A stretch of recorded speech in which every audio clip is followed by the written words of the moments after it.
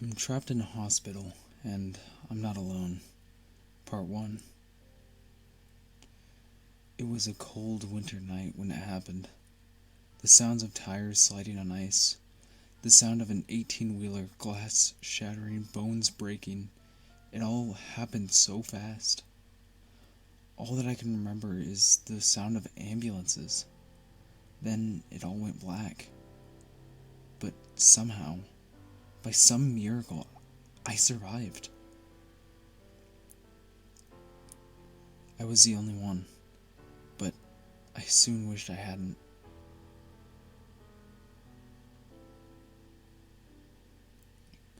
I woke up in what looked to be a hospital, but something was different.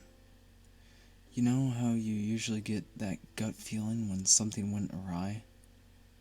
Well, that feeling grew more intense as time dragged on. That's when what I could only assume to be a doctor walked in.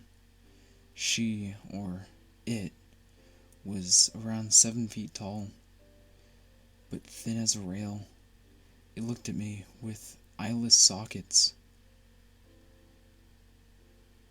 "You're awake, and so soon," The thing said in a dry, raspy, but yet feminine voice. Where am I? I asked groggily. She ignored the question and walked out of the room. That's when I noticed that I was okay, that I was unscathed. I got up out of the bed and walked to the door. The hallway looked like one of those horror movie hospital halls. I walked out into the blindingly white hall, squinting while my eyes adjusted. As I looked down both sides of the halls, I noticed something strange. It was completely devoid of anything living. "Hello?" I shouted into nothingness. "Is anyone there?" Then I heard a low mechanical growling noise, like the sound of an engine when you start it up. I began to make my way to the source of the noise. Then something put its hand, or hand-like appendage, on my shoulder. Without moving my head, I looked at the hand thing. It had what looked like pencil-length claws. I slowly turned, only to be met with the same doctor who was just in my room. But this time, I had a better look at her face. Upon seeing her face, I threw up. "What are you doing out of your room?" She asked. When she smiled, I could see razor-sharp teeth that lined her mouth. They looked as small as dolphins' teeth. I was brought back into my room and put back in bed. "Don't move now. She said. The doctor will be with you shortly." I waited for her to leave again before getting up to find out where I was. That's when I noticed the window with the shades drawn. At first glance, it appeared to be nighttime. Then I moved the blinds and saw nothing. It was just an abyss of pure darkness. I stumbled back, landing on my ass. Then I felt my back hit against a set of legs, and my hands fell on a pair of shoes. I looked up to see that fucking grin. She was toying with me. And then she frowned. "I told you to stay in bed." She began to get angry. "The doctor will be with you shortly." She then picked me up by my armpits and laid me onto the bed. "I just want to know where I am," I said, hoping she couldn't hear the fear in my voice. She walked out again. When I figured the coast was clear yet again, I got up and began to run down the same hall as before. Then I heard the screech. I looked behind me to see the nurse standing with her head back and mouth wide open. I kept running until I could no longer see her. Then I ran into something. It looked to be a larger man with blood-soaked scrubs. I started to crawl backwards until I got to my feet and began running. I made sure that I was out of view of both of them before running into a random room. I began looking around until I saw a computer. I quickly jumped onto it and started to see if it worked. I nearly screamed with happiness after it had turned on and found a connection. I loaded up Google and started to see what worked and what didn't. I heard footsteps draw near. Slow, heavy footsteps. Like the person is wearing some sort of weighted boots. I quickly dove beneath the table, watching as the boots came into the doorway. My heart stopped. It was what the monster nurse thing described as the head doctor. The thing drew nearer until it was distracted by someone, or something running down the halls behind it. I quietly sighed a relieved breath as it had left, in a hurry. Not a run, but a quick-paced walk. I snuck out into the halls and started to follow the things, but I made sure to keep my distance. After what seemed like an hour, they went into what I could only assume was the operating room. I waited there for about a minute until I began to hear loud, pain-filled screaming. I creeped to the door, looking into the window, only to see that the things were slowly flaying the skin off the poor fuck. Jesus fuck! I was cut off when the nurse turned around and looked at me, pushing an unnaturally long and bony finger to her lips. I stumbled back, crab crawling for about 3 feet before getting up and running. Not paying attention, I ran headfirst into the nurse. She was just waiting there, smiling, showing all of her dolphin-like teeth. I yelped in pain and for just being fucking jump-scared. But I instinctively pushed it away. I ran back to the room with the computer. That was yesterday. I'm starting to get hungry and thirsty. So thirsty. I did a scouting run about 2 hours ago. I found a mess hall. I might have to make a break for it. I saw that guy again. He's just like them now. I'm not sure how long I can keep this shit up. I'll update if I manage to get through the damned week. Hopefully, see you guys soon. I'm trapped in a hospital, and I'm not alone. Part 2. To the person who commented, yes, it's an American hospital. There was staff there, but they weren't the most observant. Sorry for not posting in a while, by the way. Anyway, I left it off a while ago, but things have gotten a hell of a lot worse. More and more people get caught and tortured. I'm just assuming that's what they're doing. But I have managed to explore a little bit more. I found the ICU, the rooms with the CAT scanners and the MRI scanners, and the isolation ward. The worst of which was the isolation ward. It was horrid in there. There were people fastened down to the beds they were on. There were those things surrounding someone, eating him. His screams piercing the air like a dagger. After they left him and moved to the next, I saw what remained. He was completely mutilated. The abdomen was torn to pieces Same with all his limbs. Everything was fucked up. Everything but his face. His eyes were locked onto mine. His lifeless eyes.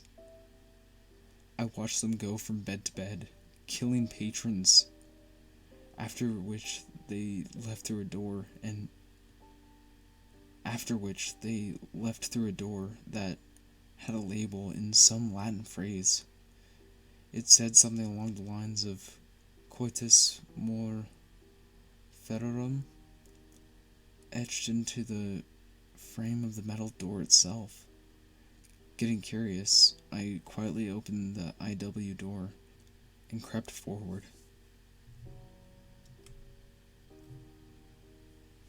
That's when I heard a groaning from the first guy eaten.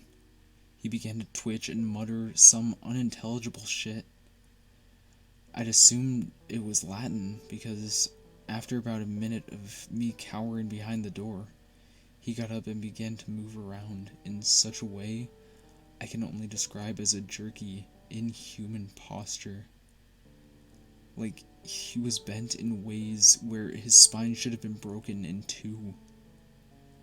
As he began his labored journey to the door, one of the things came out and drug him away by his exposed spine.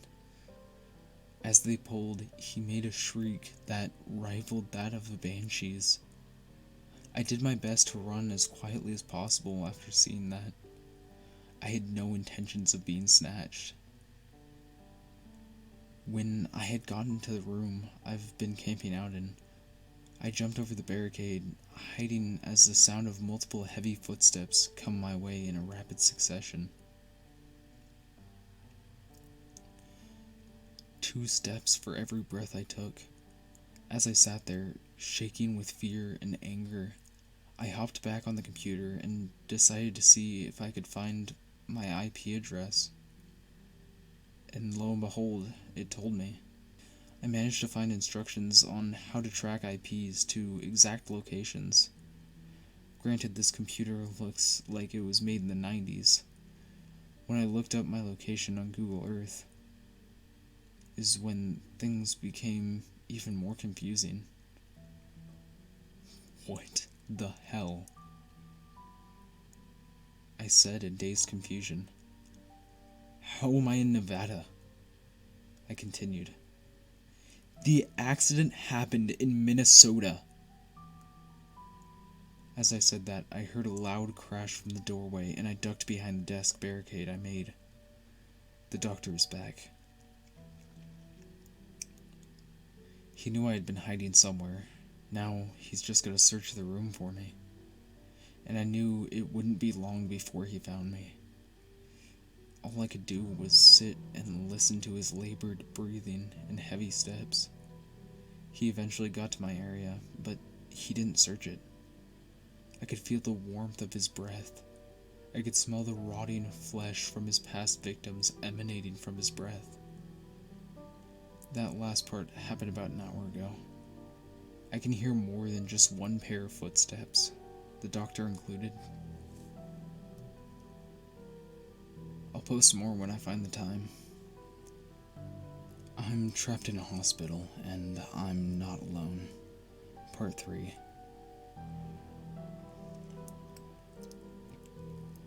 Thank you guys for your concern and support. It gives me some semblance of the previously abandoned hope. Regarding the comment of being drugged and brought here, I couldn't tell you. I barely remember much, but I did find where they keep the medical records.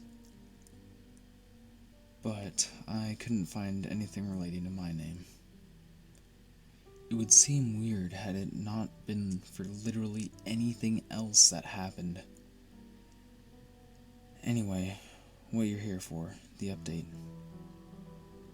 As I was doing my usual explore and scavenge, also searching the mess hall for food, I found myself in what appeared to be a waiting room or lobby.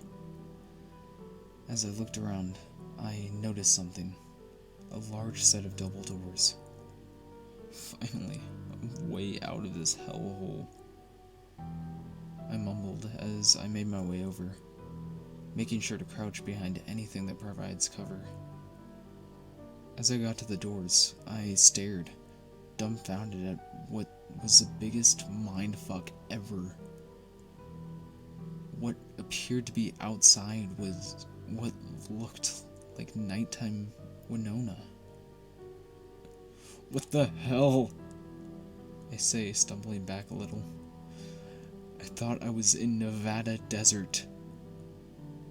I thought I was in Nevada desert. I say to myself, confused. As I walked over to the door, I heard a familiar voice. One that I wish to never hear again. What are you doing out of your room?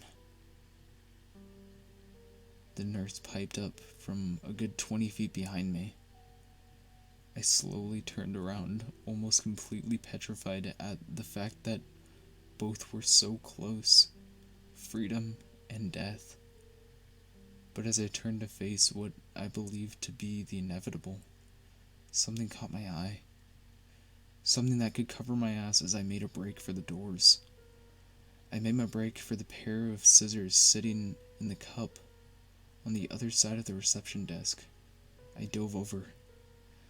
When I grabbed them, I held them like I would if I were fighting using a knife. God, I'd kill for my S&M as of now. As the nurse appeared again, this time behind me, I began to swing wildly, hoping to hit anything that was a part of the creature. As I wished, I stabbed right into the desk, getting the scissors stuck. Fuck! I yelled as the nurse began to drag me back to my room. I managed some wiggle room in that time, enough to break free and make a break for it. As I hauled ass back to where I was hiding, I heard what could only be described as a cacophony of shoes following close behind.